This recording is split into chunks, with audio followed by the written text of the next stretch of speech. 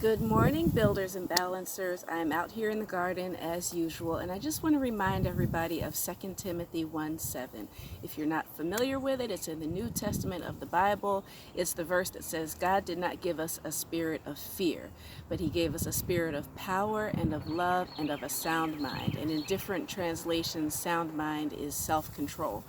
So just think about that in these times where we're having to adjust our lifestyle and the things that we're used to doing. Remember that the spirit of fear is not from the Creator, it is from the accuser.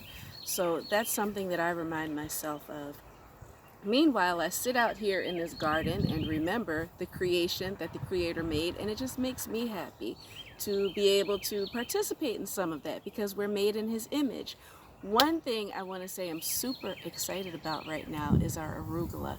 It's about ready, and it's tender and it's delicious. Look at all this arugula right here. I am going to take some because it's good. I never imagined. First of all, as a kid, I never even heard of arugula, so let's get that clear. But I never imagined as a kid growing up that I'd ever be like, oh, this is the most delicious, young, tender arugula. And now I'm getting like that about all kinds of plants. Thanks to my wonderful husband, Thaddeus, who grows all kinds of things for us to eat. And sometimes he grows pretty flowers too, but mostly food. So this morning I just harvested a little bit of, there are bees, and that's a good thing because they will pollinate. I harvested a little bit of rosemary. I'm going to try something. I'm going to try to make a disinfectant solution with vinegar and rosemary infusion. So we'll try that with white wine, with white vinegar. I just really want to encourage people. Relax. I know it's hard to relax, especially for people who are in jobs that are very, very high pressure now more than ever, such as all of the medical industry personnel, especially if they don't have personal protective equipment that they're really supposed to have. And everybody who has ever worked in the medical field knows that's something that's drilled into your head. Make sure you've got your PPE, your personal protective equipment. Depending on the situation, it might be gloves, it might be a full gown, it might be a mask, it might be your head covered.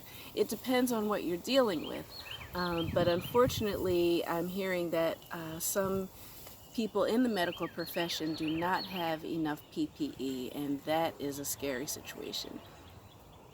But even in that, we do our best. You try, you work with what you've got, and hopefully they'll get enough of what you need.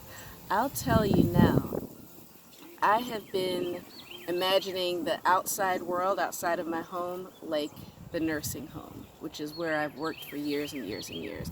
And so we're used to standard precautions and infection precautions and universal infection control and all these kinds of things. There are some universal things that people do, like washing your hands really well and thoroughly, getting all underneath your fingernails and all like that.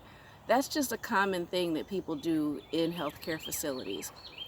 But also wearing gloves when you're going to be around a contaminant. The way you take the gloves off so you don't actually touch the outside of the glove, because that would defeat the purpose.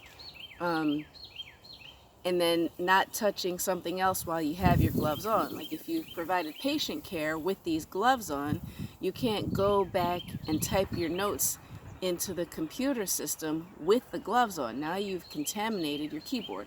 So a lot of those things I have tried to take with me in the few times that I've had to venture outside of the house. Like I wear gloves to pump gas or use the ATM machine.